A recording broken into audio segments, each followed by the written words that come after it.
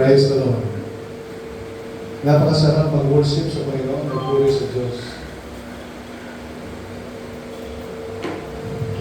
If that is our priority, if we love the Lord, it's so good. It's really good to bless the Lord. God has been blessing us so much. Tayo po ay pinagpapala ng Panginoon. I should say sobra-sobra. Ang tuwing umaga, tuwing gising, ay blessing.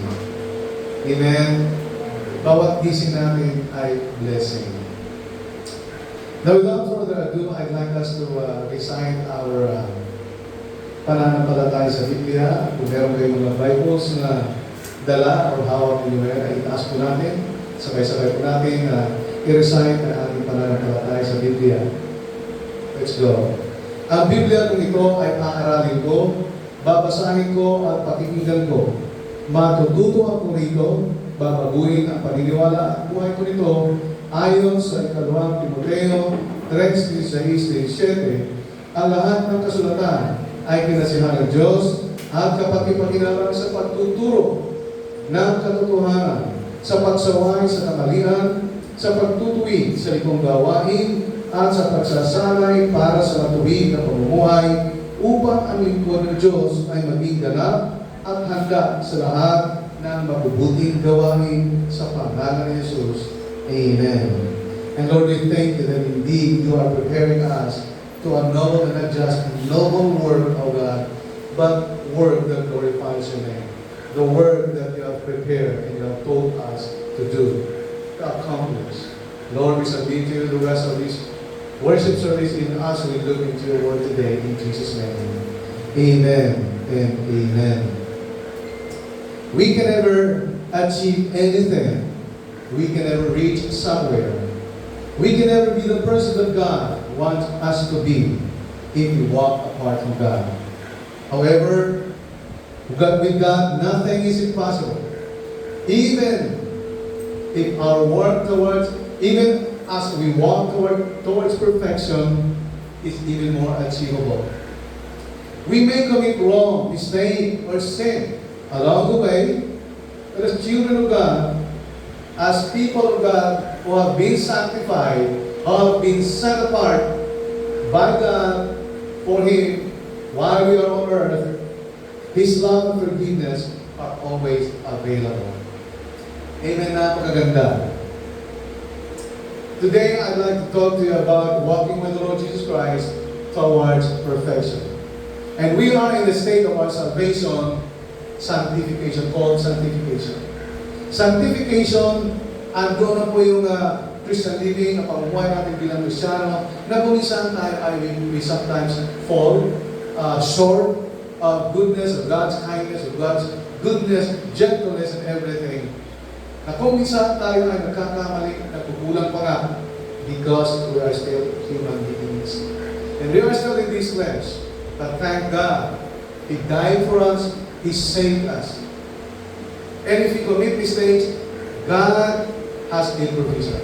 In 1 John 1:9 it says, He's just and faithful to forgive us and cleanse us from all unrighteousness. So there's no way that a child of God, a son and daughter of God, will be misled, will be misguided, na mapariwara. You know why? Because God has His guidance, He has His Word in us. May salita ng Diyos sa atin, may pangaral ng Diyos sa atin, saan tayo magpunta? The Word of God ay napapahawakan natin. If indeed we are children of God, then we will hold on to the guidance of the Word of God. Just like our parents, wherever we go, nung maliit pa tayo hanggang sa lumaki na tayo, we were guided by our parents. At nananatili ang mga salita ng ating mga magulang. And we were guided by those word of wisdom from our parents. Same as true with God. We have His Word. So that we are walking, tayo lumalakad sa kaayusan ng buhay. Hindi tayo mapapariwara, mapapaayos lalo ang ating buhay.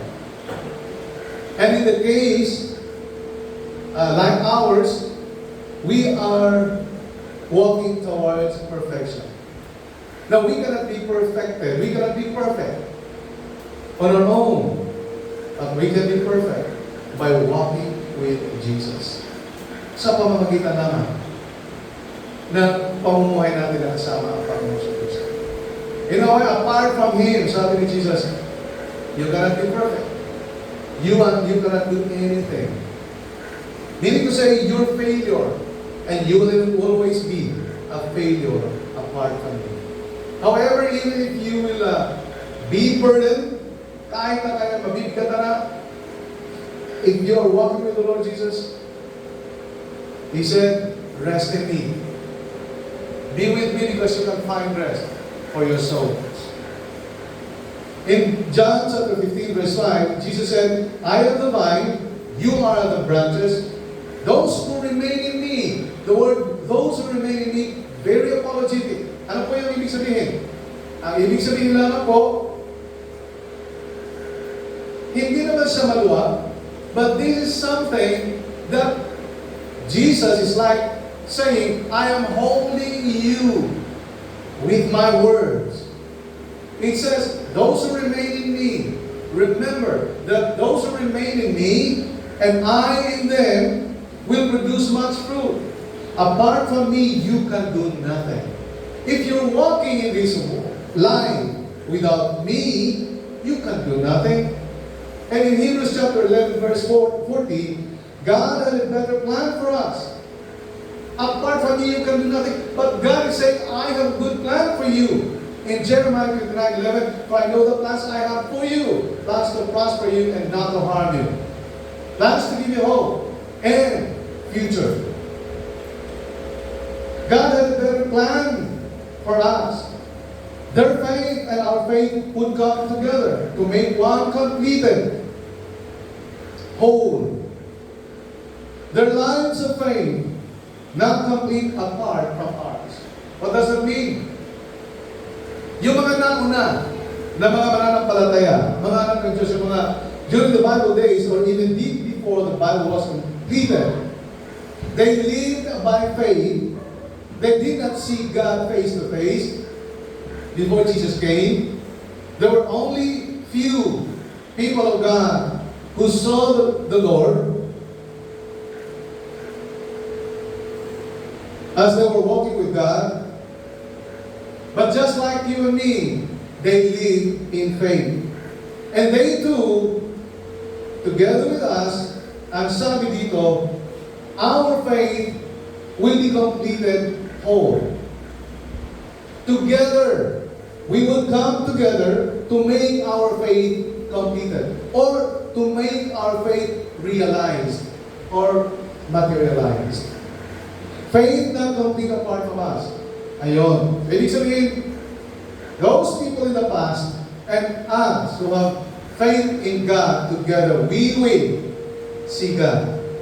We will see the plan of God for us. And in Genesis chapter 5, verse 24, ito yung bunga. Because Enoch was faithful in the Lord, ito yung better plan ng Panginoon. Katulad kay Enoch. Anong ginawa kay Enoch ng Panginoon? Verse 24 of Genesis chapter 5, Enoch walked with God faithfully. Wow. Then he was no more because God took him away. Now there are three things that I'd like us all to be reminded from these scriptures. Apart from me, Jesus said, you cannot be perfect. No matter how you toil, no matter how you labor, no matter how you suffer, no matter how you claim you're a Christian, apart from me, you can do nothing. Ako lamang ang nakakalam ng pagkakala sa inyo. I have a better plan for you. If you just have to believe in me. And the plan of God is what? Like Enoch. Anong ginawa kay Enoch? Enoch was called or was taken up by God. Now Enoch was just few or even less than a number in my finger, in my one finger, my one hand, na talagang kinuha ng Panginoon ng buhay. Si Enoch, sino ba? Si Elijah, was there anybody na nakinuha ng Diyos?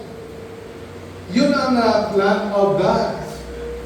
Katulad ng sinabi ni Jesus, I will go ahead of you to prepare a place for you, so that wherever I am, there you may be also. That's the plan of God. That we will be with Him forever. Now, ibuhos na natin ang ating pananampalataya, pagtitiwala sa Kanya. Now, there are three elements of walking with the Lord Jesus Christ towards perfection. Just like Enoch. Enoch was not perfect, but he faithfully walked with God, and that's just fine. That would suffice. That would be sufficient para sa Panginoon if we are faithful. We need to be faithful so that these three elements of walking with the Lord Jesus Christ can be achieved. The perfection. How? Paano? First, dependence upon God. So to be able, for us to be able to reach the plan of God, which is to be with Him, like Enoch, Elijah, and all the others who are now with the Lord, we need to depend on God. Sometimes we depend on our wealth. We sometimes depend on our strength. And we depend on our intelligence. We don't depend on God. Why people don't come to the Lord? Why people don't worship the Lord and serve God? Because mawawala ang kanilang kumpiyansa sa sarili instead na ipagkatiwala nila ang kanilang sariling kumpiyansa dahil ang kanilang kumpiyansa, ating kumpiyansa ay walang patutunguhan, walang katuturan, walang magagawa at walang mangyayari. When we depend on God, something will happen. And that something is the plan of God to be realized one day. Dependence on God means trusting in His power and wisdom. Lord, I cannot do this. Paul said, I can do all things through Christ who strengthens me. Diba? So that's dependence on God. But if you say, oh, I can do this, that's not dependence on God. That's already dependence on your own strength. Na yung ating sariling kalakasan ay nag-fail yan. Nag-fail yan. Diba? Ang karunungan natin ay nag-fail tayo. Akala natin tama. Oh my goodness. Napakalaki ng pagkakamali ko. Kaya kung minsan, I don't know if you have experienced it, if you have felt this, na out of the blue, may maalala ka na ginawa mo, pero hindi mo dapat ginawa, pero wala na. Mas wow ka na lang at tawag ka na lang ng pangalan ng Panginoon. Lord! Di ba, kung isa, have you experienced that? Na para bang kumbaga, meron kang experience in the past na you should not have done that, na na-realize mo, hindi ko dapat ginawa na. And so Lord, thank you for bringing it back to me. I will not do it. Please forgive me. That's dependence on the Lord. Allowing Him to lead and guide us. Allowing Him.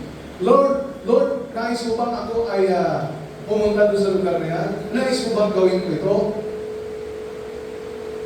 There is a way that is really good for man, but the end of it